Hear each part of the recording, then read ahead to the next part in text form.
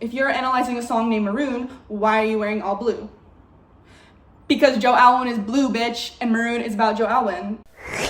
So, also, I'm referencing Joe Alwyn Miss Americana with this hat, you know, like don't see me. I'm a nobody. I'm a flop. I love it when she goes, no, when I first heard, like, I'll talk about this later, but when I first heard her say, the burgundy on my t-shirt when you splashed your wine into me, and how the blood rushed into my cheeks so scarlet it was. The mark you saw on my collarbone, the rust that grew between telephones, the lips I used to call home, so scarlet it was. Maroon. And then, like, it ends like, I had a whole meltdown. I was in my dorm room and my roommate was sleeping because, like, it's 7 a.m., 8 a.m. on a college campus, so of course she's sleeping. And then I'm just like fucking rocking to Lavender Haze and Maroon and Antihero, which, like, those three, when I first heard them, I was like, this is the best thing ever. Anyways, hi, welcome back to my channel. This is a special episode, this is a special exclusive because I was not planning to film anything. And then, like, 3 days ago, I spent an hour just analyzing Maroon. Like, I literally did this. Oh wait, I'll probably just put a picture up. I literally did that in my own free time. Like, I do this stuff for fun. Like, I don't know, that makes me sound like a nerd, but I do this stuff for fun, putting all the things together. I was searching literary terms. I was being like, what literary device is this? Is this, this is this? Like, I haven't done that since high school. So, suffice to say, I was like, oh, maybe I should make a video to, you know, have something productive come from, you know, the mental crazy up here. But not everything is gonna get a video because yesterday I spent an hour and a half designing a custom, like a black custom denim jacket that I want. That's like Lana Del Rey themed. But, you know, quick update.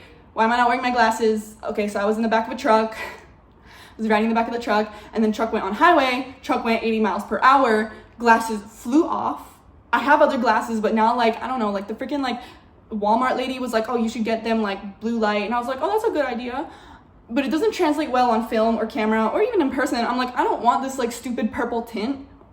Anyways, so I'm not wearing that, so I might be going like this during the video, but it's fine. I'm also not going to be writing in this video if you'd like watch any of my other ones. Let's get on to it. Midnight's a slay. I actually really like this album. I like that we're kind of like, I like the concept of it more now. Like, when the breakup happens, I was in shambles. I couldn't believe it. I was one of those people who's like, no. And then I was like, okay, that makes sense. But now I'm like retrospectively looking back on Midnights, and it's like really cool to see how, like, when Midnights first came out, we were all like, what the fuck is this music? Like, the music doesn't fit the concept. Like, it's like uncohesive. It's just like confusing. Like, what is this? But then once the breakup happened, it's like you saw a link between all of the songs, and like it's kind of crazy how like hindsight and like more information can really like impact the way you feel about or see an album or just even like a piece of art or even history. It's like when it was not, I feel like personally for me and a lot of other people, Midnights was kind of like a mid Taylor Swift album. It's a good album, but like by Taylor Swift standards, like let's say like 1989, we're just like, the fuck is this? But then the breakup happened, and then we were like, oh my god, this is the best thing ever. So we're gonna refathom Maroon because Maroon had a lot of like controversy. Is this about Jake Gyllenhaal? Because, you know, Maroon and Red and stuff, and she's like, that's a real fucking legacy. And we know that Red, especially All Too Well 10, was like a whole moment for her, and she's very proud of that. So it's like, is it about Jake Gyllenhaal? I have a theory on that. And then people were like, it's about I don't know, I've heard like every single ex-boyfriend, Harry Styles, Calvin Harris, Tom Hiddleston, which like actually, I feel the Tom Hiddleston, I was really like, this is about Tom Hiddleston, because she's like, and I was the one, and you were the one I was dancing with in New York, no shoes, and it gives me like their whole getaway car type thing. But now I'm looking back and I'm like, okay, this is literally the only one who fits every single detail, or like almost every single detail, is Joe Alwyn. Or Maroon is just made up, like Madeline from Evolution of the Snake thinks so. And I don't think Maroon is made up. I don't think I can handle that because it's too good for it to just be like made up. But, you know, let's get on to it. I'm so fucking excited. Okay, let's start with the title, of course, because the title is very important. Maroon. And why people think this is about Jake Gyllenhaal, which I totally understand because, you know, Red, that kind of thing, like the whole like real fucking legacy thing. But I was like, Joe Alwyn actually has a very similar vibe to Jake Gyllenhaal. I mean, both actors, and they both kind of have this like indie, like hipster kind of vibe to them. Not hipster, but like, you know, like I was listening to Evolution of a Snake. I told you I was gonna like plug them basically this whole episode, but I was listening to Evolution of a Snake, and they were like, Joe Alwyn is the guy who traumatized Taylor Swift on Red. He is the indie guy who thinks that his records are much cooler than hers. He is that one. Like, they were talking about how like there's this interview, and like one of like the 10 essentials Joe Alwyn always has in his bag is a film camera. Like, really? Like, he's that type of person. So I actually think Maroon is like a deeper red. It's more brown, it's more old, it's more mature. So I actually think that like it's kind of cool because Jake Gyllenhaal and Joe Alwyn were kind of the same vibe. And I think it makes a lot of sense that Joe Alwyn is kind of Maroon. Like, he's the mature version of Red. He's her like first long-term relationship, but he has all these similar qualities to Jake Gyllenhaal. And I think the way he made her feel, like, I actually think Folklore, like the reason why she did that, well, first of all, she needed to show people that she can still write lyrics. After Me, hey kids, spelling is fun. You can't spell awesome without me. She needed to show people she can write, but I think a lot of the reasons why she went so alternative, like so alternative, is like she was trying to impress him, and I feel like she's been trying to be more artsy, and like she was trying to impress him low-key. I feel that. Maroon is like strong, passionate, but not as vibrant as Red, and I think that's because it's kind of dying.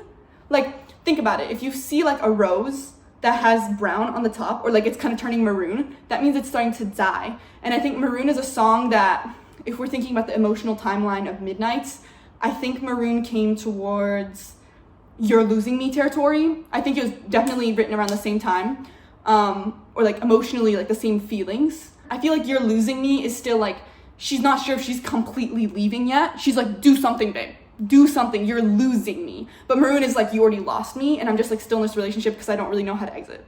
That's Maroon, because she says it was Maroon. Like, the relationship's already kind of over. She's just kind of going through it. Like, she's already made the decision, like, this shit's over. And I feel like in You're Losing Me, she's still kind of struggling with that.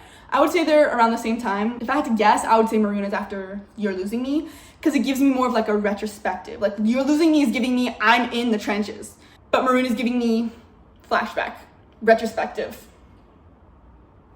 hindsight, you know? Sensuality tones, you know, Red in general, but I feel like her relationship with Joe was definitely her most mature one, which kind of makes sense with like the Maroon, but also it was definitely her most like sexually explicit. I mean, like the most that she'd ever gotten sexual before like Reputation is Style, I think, when she says like he's taking off his coat.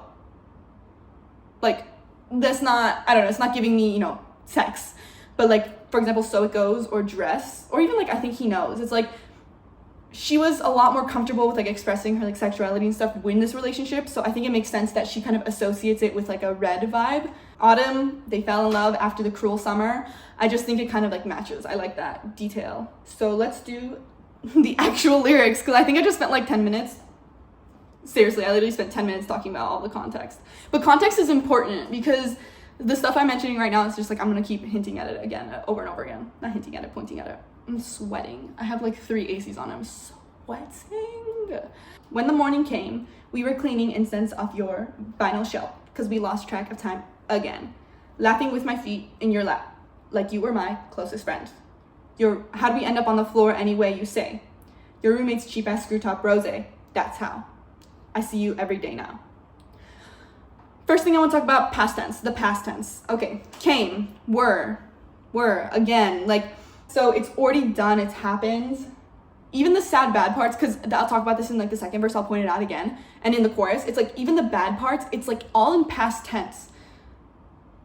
And it's like a memory. I also think the word when is kind of like a trigger for like when the past comes up. That's how we kind of go into this whole like flashback type thing. But the whole past tense thing, it's like it's already happened. Like that was the good part. And then the second verse, there's a lot of sad. It's like sobbing with your head in your hands, ain't that the way shit always ends? Like it's already ended. Or it's like when the silence came, we were shaking, blind and hazy. Like it's not we are shaking, blind and hazy. Like You're Losing Me is written, I feel like, in present tense, but this is written in a lot of like retrospective past tense. Like the only part that's present tense in I See You Every Day Now, I think or like the dialogue is like in present tense, but it's a memory, so I don't really count that. But I see you every day now. Maybe her during Reputation, or when she went into hiding and they kind of like went away together. I feel like that is a hint to that, is a nod to that. But also in You're Losing Me, she says, every morning I glared at you with storms in my eyes. How can you say that you love someone you can't tell is dying? Which is a whole bar, but I see you every day now. Like, that's the only line that's in present tense, and it's giving me like, I still see you. Like, she's still in this relationship, but she knows it's over, it's done. It's like, you've lost me, I can't be here anymore, but I'm still in the relationship and I see you every day now. It's giving me, I glared at you every morning with storms in my eyes. Like, it's giving that line. And then again, we are cleaning incense off your vinyl shelf. Like, that goes back to that whole thing about like, Joe Alwyn is the guy who traumatized her on Red. Like, he's like that indie guy. He has film cameras. They're doing incense, like, you know what I mean? And the reason why I think this song is about Joe Alwyn is because of the line, how do we end up on the floor anyways? Your roommate's cheap ass screw top rose. Why would Jake Gyllenhaal or Calvin Harris or literally anyone post like debut? Because let's be honest, Fearless, she was dating like freaking Joe Jonas and stuff, so she hasn't dated someone normal in years. Who's the only person in recent history that hasn't been mega rich that she dated? Joe Alwyn. He's like struggling actor vibes. He probably did have a roommate back then because no one knew who this man was. Like, he did, like, out of all of her boyfriends, especially recent, he's the only one who would like have a roommate, or that they'd be drinking like cheap wine, kind of, you know, like, everyone, like, she was drinking old fashions with Tom Hiddleston, like, they were thriving, they were jet setting around the world, so it's like, doesn't make sense to me that it would be anyone else. I think it really matches the description. So anyways, the whole thing, this whole verse is a flashback, and flashbacks reveal something about a character or an event, and it signals a change in situation. So it'll make more sense when we go through the rest of the song, but first verse, it's like the good part, the beginning of the relationship, and then second verse is the breakdown, and then the chorus is kind of like a mix of the two. It's kind of like the whole thing, and it's like all of these memories just kind of show how right now it's different. I feel like it contrasts because right now it's not close, like they're not like feet and lap close, it's not new, it's not exciting, it's like kind of sad and lonely and confusing and scary. So I think that gives me like You're Losing Me vibes.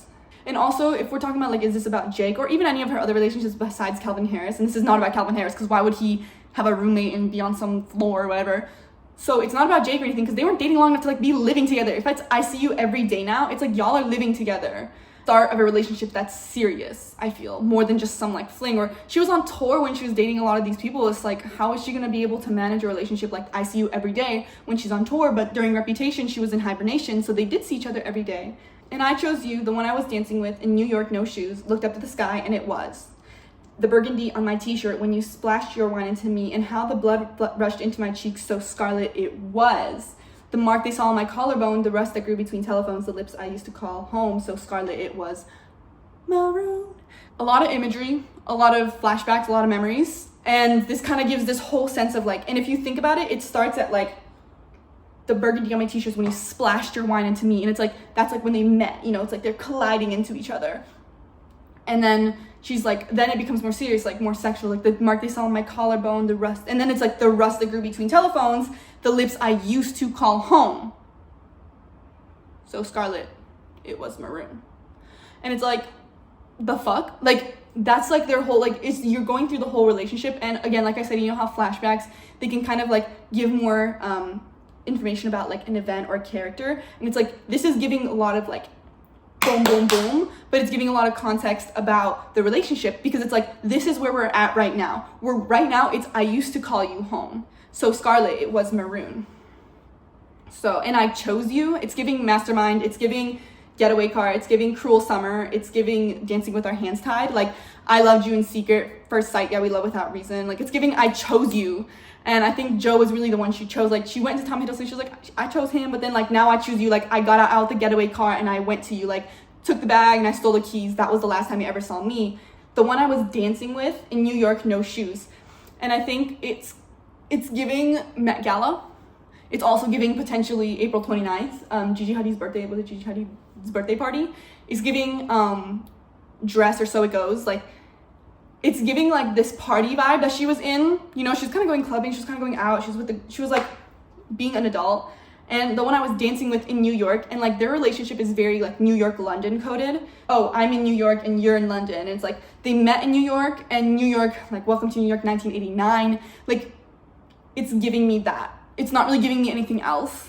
Very much making me think that this is about Joe Alwyn, because that's a relationship that started in New York when she was going through like 1989 to Reputation is very New York coded. I was dancing with no shoes in New York, looked up at the sky and it was Maroon. Definitely she's intoxicated, she's partying, so that's giving me more of like a end of 1989 when she was like being a party girl, whatever, into like Reputation. You know, where she says it was, and she cuts herself off. And she cuts herself off because I think this whole song, she's scared to say it was Maroon. She never says it was Maroon. The Maroon is always a distant voice in her background. And this is an important part when you're like hearing the song. It's kind of like gushing. Like the memories just come back. Like the burgundy on my t-shirt when you splash your wine into me, and the letters into my cheeks so scarlet was Maroon. Like it's gushing out of her. She's just writing. She's like thinking about this relationship, scared to say it was Maroon. She's scared to be in the past tense now. And I think that's why she cuts herself off, and that's why she never says fully it was Maroon, because she's scared. Because what does it mean if you say it was Maroon? That means it's over. That means it's done. That means it's dying. And then I just love the whole like semantic field of Maroon colors: burgundy, wine, blood rushed into my cheeks, scarlet, mark they saw on my collarbone. That's literally my favorite one, because it's not even like a color, but it's like the imagery, like you know, like that, like it's like the mark you saw on my collarbone. Like it's so good. That's one of my favorite lines. The rust, so scarlet, it was Maroon. She's also going through these over and over again to distract from the present. And we've seen this a lot with her music. She focuses a lot on the beginning of their relationship. She never talks about what's going on in their relationship now. What songs did I write down here? Long Story Short, Cornelia Street, Daylight, The Lakes, Invisible String, Gold Rush, Willow.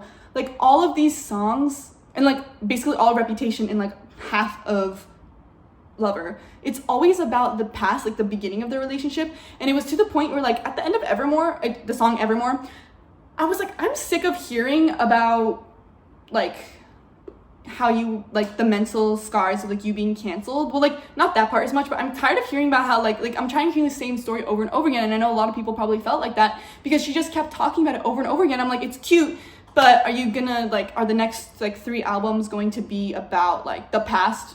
And like then we got Midnights, and I was like, okay, like girly, because it feels like she's distracting from the present, and I think she was. And I think that's why Midnights became much more of an album, when we realized it wasn't just past. It's like you're reflecting on your past experiences and you're looking at the present through like your past experiences. And that's why I think it's genius that she named it Maroon, because it's like a mature version of Red. And so she's looking back at, you know, the guy she dated and the experiences she went through, and she's like, oh, it was Maroon. Like, I don't know, I think it's just kind of genius. And then the when you splash your wine into me, you know, wine is more mature, grown up. It's not like, I think she does kind of mention wine and nothing new. No, she just says, I've had too much to drink tonight. Wine is something I think that comes up for her more during 1989, but also like Reputation, like I'm spilling wine in the bathtub. I think wine is something adult, or at least like she didn't show that she was drinking when she was younger, I guess, because she said she used to get like wine drunk when like nothing new basically was written. But I don't know, to me, wine is very Reputation. You know, it's also like folklore, but Reputation, like that's like her drinking alcohol, but also like specifically like you like wine. I don't know why, but the rust that grew between telephones line is really important because again, it kind of paints a picture of like, who is this about? So Taylor Swift and Joe Alwyn were not always together. I mean, Midnight started, we know Midnight, she started to write it when Joe was doing something with Jack Antonoff's like wife, no, fiance, and they were like filming something. Was it like Conversations with Friends or something? I don't even know. Flop. That's why I don't know it. So they had times when they were long distance because Joe is always like filming in London, and you know she's touring, and like they have to be connected over the phone. And like she started writing Midnights when he was gone. So it's like the rust that grew between telephones. And I also think it's hinted back to it. It's a tie into Dear Reader. The next line is also very Dear Reader coded, like the lips I used to call home. So it's like, what did she say? To a house, not a home, all alone, cause nobody's there. But where's, like, to quote Swiftologist, but where's your London boy? Isn't he supposed to be home? And I think that this whole idea of like there's rust in the telephones and like I'm trying to call you from London and there's like no one home, and it's like you used to be my home but then like now we're like apart physically but also like emotionally. If this is about like the lips I used to call home, if this is about basically any other relationship but specifically Jake Gyllenhaal, it's like, did they date long enough for her to call him home? Like the only person she's really, I don't think she ever said that any of them were close enough to be home. Like think about it, none of them dated long enough for that. So I don't really believe this is about any other boyfriend, but it makes sense with Joe Alwyn. They live together. They've been dating for 6 years, on and off. The only other one that I could talk about is Calvin Harris, but like I said, this song is not about Calvin Harris. And also there's so many times like, call it what you want. He built a fire just to keep me warm. We're building tents or whatever she says, and call it what you want. Like he's her home now. Like New Year's Day, like I'll be picking up bottles with you on New Year's Day. Cornelia Street, like we bless the rains on Cornelia Street, like memorize the creaks in the floor. Like years ago we were just inside. Like that, they live together. It's giving more of like a mature, like this is my home. And also I think it's interesting because Cowboy Like Me, which is fictional, right? But I think it is very Reputation Taylor coded, like Getaway Car coded. Now I hang from your lips like the gardens of Babylon, with your boots beneath my bed, forever is the sweetest con. Like that kind of sounds like Mastermind too, right? Like Mastermind, Maroon, like the lips I used to call home, I used to call home. So again, this is why I think it's like post You're Losing Me, or like very emotionally towards the end, because she's like, I used to call you home. It was Maroon. It's not, it is Maroon. Or it's not like you're losing me, like, oh, like do something, babe, say something. It's very much, you know, I used to call you home. It's kind of distant. Also, Scarlet, not just as a Taylor Swift reference, but Scarlet is like a very scandalous word. It's forbidden, it's out of character, which she kind of felt like Joe Alwyn was. He was a normal person. She didn't feel like she could date someone like that. And it was kind of like like she was like in like, you know, Scandal then, like she was in her Reputation era, and I think she wanted to just leave. And also like, and it's out of character actually for her to date someone like him so low-key, going through a lot. So I feel like that Scarlet reference is kind of like good, but also Scarlet is a very evocative and like sexual kind of connotation. You like Scarlet Letter, and she even like says that in New Romantics, like we wear scarlet letter, like scarlet letters and stuff. But like I said, you know, Reputation is definitely where she's the most okay with expressing her sexuality. In other albums too, I guess, but like that's where it started, and it started with Joe. So I think it's like really interesting that she uses Scarlet to describe this relationship, which I think is, you know, the Joe Alwyn one. So verse 2, oh my god, I spent so much time on the chorus, but the chorus is so good. I'm sorry, this is one of the best songs ever. When the silence came, we were shaking, blind and hazy. How the hell did we lose sight of us again? T. Sobbing with your head in your hands, ain't that the way shit always ends? You were standing hollow-eyed in the hallway. Carnations you had thought were roses. That's us. I feel you, no matter what. The rubies that I gave up. Okay, again, when is the trigger word. When the signs came, we were, again, how. I feel like those are also like past tense words. You were standing in the hallway. Carnations you had thought. Past tense still. But that's why I think it's after, because I feel like this is describing like you're losing me and hits different, which I'll get to in a sec. But it's describing like her going through the turmoil, and that's why I think Maroon was written afterwards. Like we were shaking, blind and hazy, and that kind of is a link to Lavender Haze. She likes to be in a love bubble, so it's jarring when she steps into reality and they're going through it. She's like, when the silence came, like, I'm staring at the ceiling with you, you don't ever say too much, and you don't really read into my melancholia. That's Lavender Haze. She likes to be in this love bubble, and she likes to think the silence is okay, but that kind of gives the impression of like a lover who's not interested, who doesn't care. And like blind and hazy, like I don't know, it's just like giving me that like, whoa, what is happening? Like you just stepped out of the bubble and you realize, oh my god, our relationship is fucking like awful. It's on, like, what are we doing right now? How the hell, just like the usage of that word, it's very frustrated, very emotional, very upset. Did we lose sight of us again? First of all, repetition. The previous third line ends with again, but this time it has a question mark after it. This time it's in a sad, like, because we lost track of time again. And it also, like, that's kind of interesting that she says blind and hazy. Like, they were always in this kind of love bubble, and they were always kind of isolated, which is why their relationship, like, thrived during, like, Reputation, hibernation, and, like, pandemic bubble, because they were always kind of in this, like, own little world. But it's interesting how that kind of parallels. But now it's like, how the hell did we lose sight of us again? And it's like, again, I think this line is about breaking up over and over again, and we know that they were like, cruel summer, and I feel like they have had on and off in their relationships. Like, I think when she wrote Dear Reader, which was when he was away, and when a lot of this stuff was happening, it's like, again, like, they were on and off, because they definitely, like, and then they were back together, because why would you add songs like Snow on the Beach or Sweet Nothing into the record if you aren't together? And they were together until like March of 2023 officially. I think they broke up probably a few weeks before, like, finally.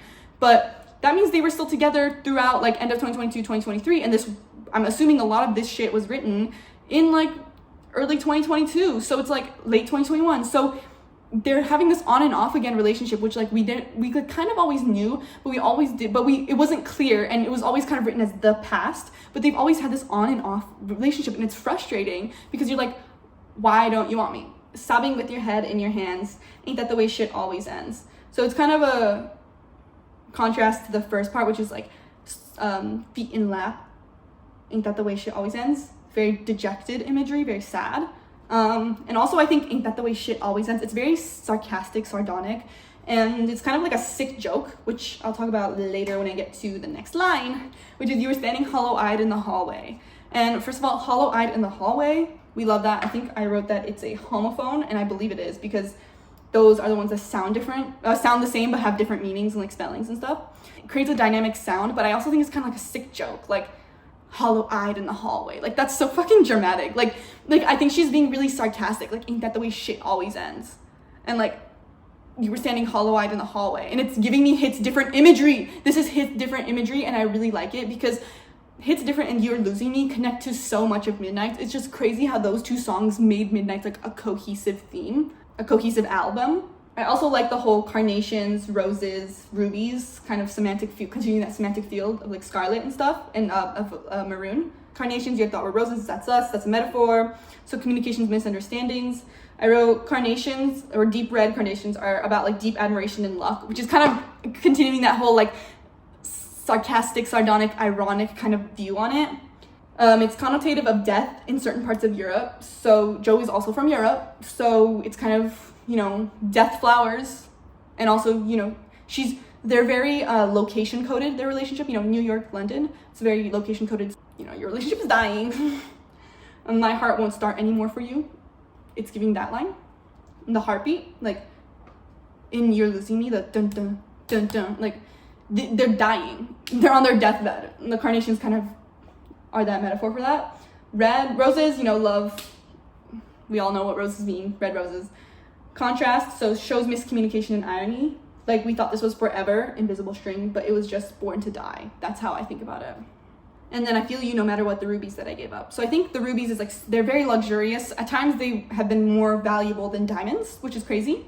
Her giving up her pop star vibe, and like, in Bejeweled, she's like, but a diamond's gotta shine. Like, was trying to keep herself not being this pop star at one point, but then I feel like she realized, hey, I actually want to do this pop star thing, and people do want to hear pop from me, and I'm gonna do this, like, do what I want. And I think Tor was like, he was like, I don't want to tour again. I think he also kind of always looked down on her pop music, which is like why she wrote Folklore and Evermore, to kind of like prove herself to him. And I lost you, the one I was dancing with in New York, no shoes, looked up the sky, and it was Maroon. The burgundy on my t-shirt when you splashed your wine into me, and how the blood rushed into my cheeks, so scarlet it was. Maroon. Maroon. The mark they saw on my collarbone, the rust that grew between telephones, the lips I used to call home, so scarlet it was. Maroon. So I lost you, ending of a relationship.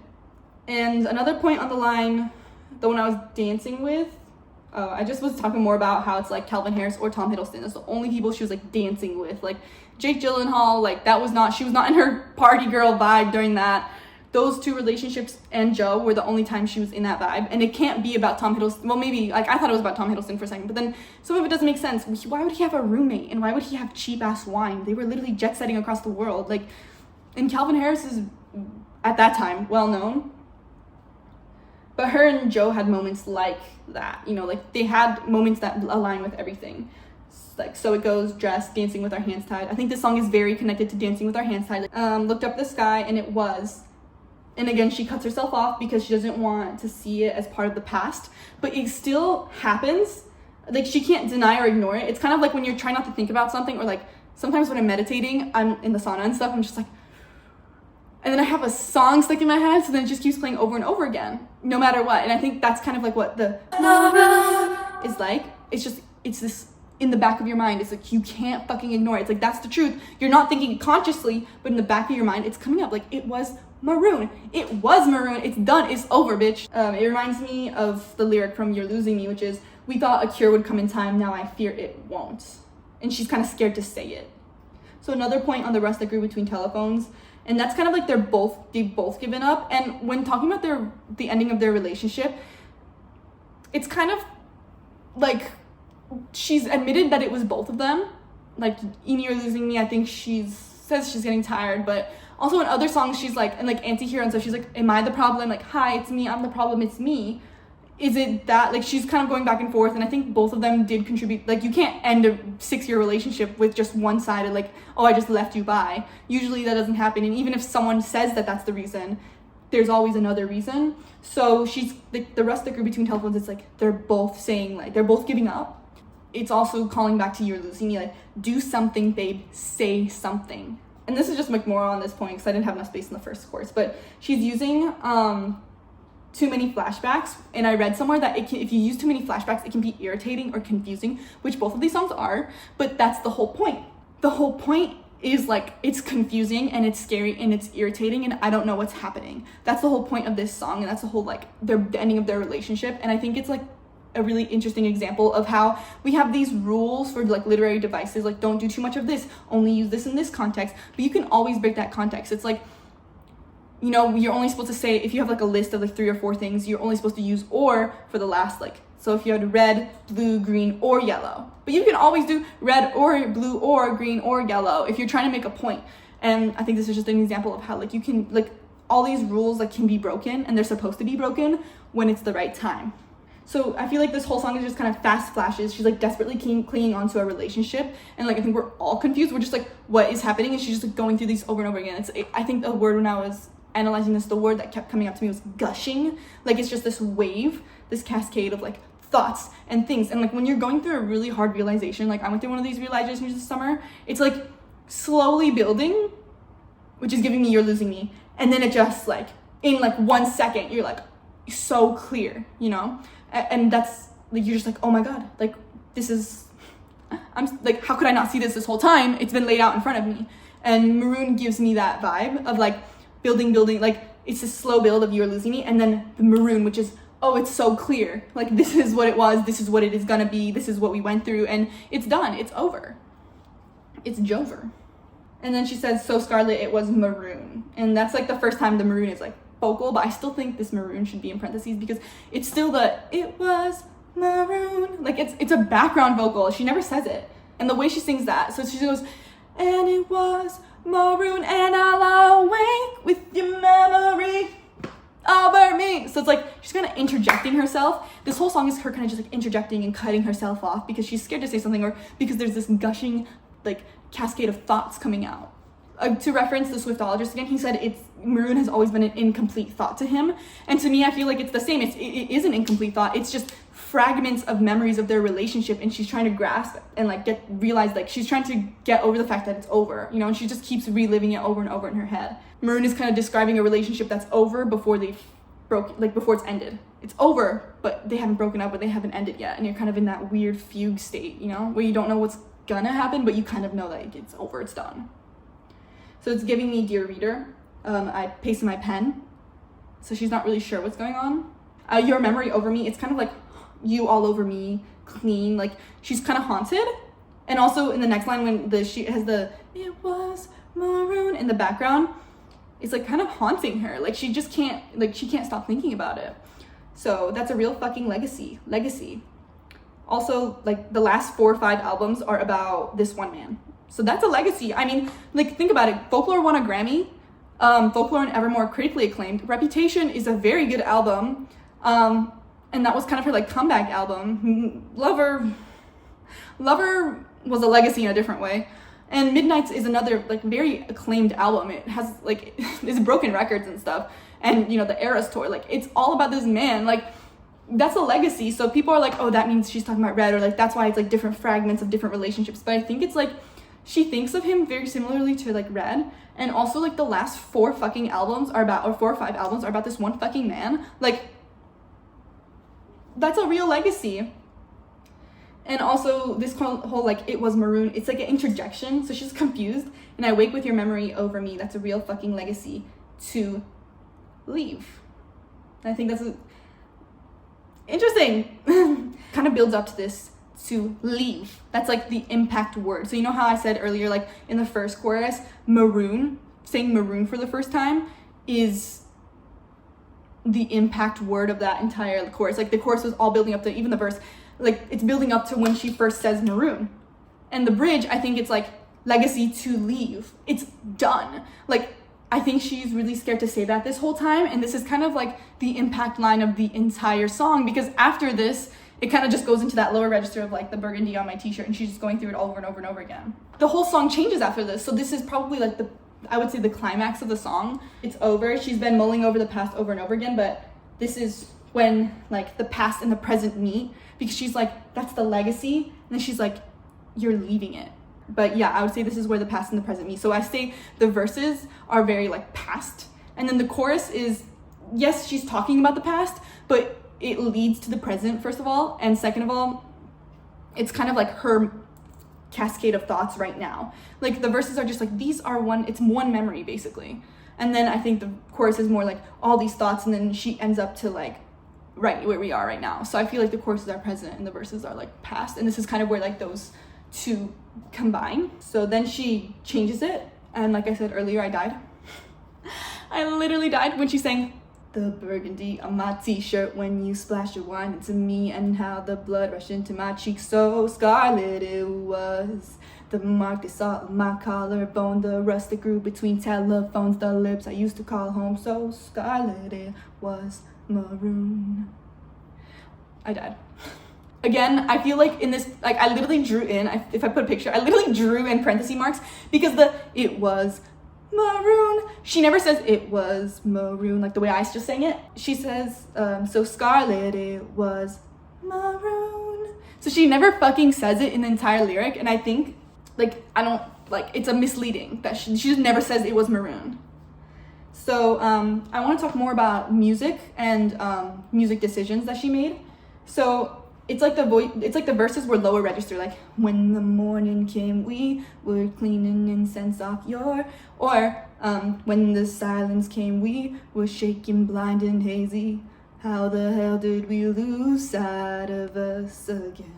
So he's like so low I can't even sing the lowest note. So it's like, and she's singing the chorus in that register, but in the chorus it's like still the chorus lyrics. So that's why I mean when like the past and the present meet up, because the past or the verses meet, like that musicality goes with the chorus lyrics. So it's kind of like now they're meeting, and now she's just realizing like it was Maroon. So yeah, it's reflecting how the past and the present meet in the bridge. She also sounds tired, out of breath. Like even when I'm singing, it's like you don't pause. Like it's like when she only sings the fast part, she only repeats the fast part, and it's like honestly she sounds like more out of breath. Like when I try to sing that part, I'm like it was Maroon. She sounds tired. It's like she's jamming the words out, trying to hold on to the memories, and it's just gushing out of her. Like she's just trying to like cling on to something, like cling on to the memory at least, because she knows that it's over now, and like she doesn't want to deal with that. That's why she never says Maroon. And then it's like it was Maroon with the parentheses around the Maroon, okay, because she never says Maroon, but it's just kind of like the repetitions kind of, I think it shows that it's haunting her. We made it to the end. Perfect.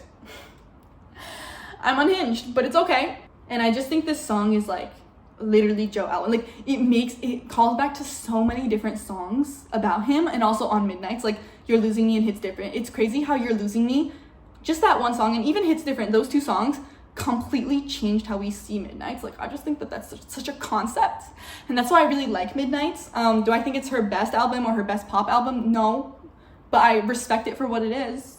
Oh, I love Hits Different. Hits Different is one of the best things I ever heard. Actually, side note, I feel like the people just kind of brushed over like You're Losing Me. Everyone was like, oh my god, the lines are so sad. Like, I wouldn't marry me either, a pathological people pleaser. Everyone kept reposting that part, and now it's like, are we just not talking about the breakup anymore? Like, I'm still like hooked on this. Like, I don't like that we just kind of move past these things. Like, You're Losing Me is a deeply depressing song, and there's so many layers to it that like I didn't even realize that Maroon and You're Losing Me was related. until this point, until I literally was like, Maroon is about Joe Alwyn, right? Like, I feel like we had debates about who are each of these songs about, and like we're debating like, is Maroon about Joe? Is Maroon about Calvin Harris or Tom Hiddleston or Jake Gyllenhaal, or we're pointing all these, or Harry Styles, or we're pointing all these fingers. And I'm like, it's about Joe Alwyn, right? This was a special episode of my channel, but I just had to get it out of the way because like I'd be crazy. So I'll see you guys. Have a good day. This is my tripod.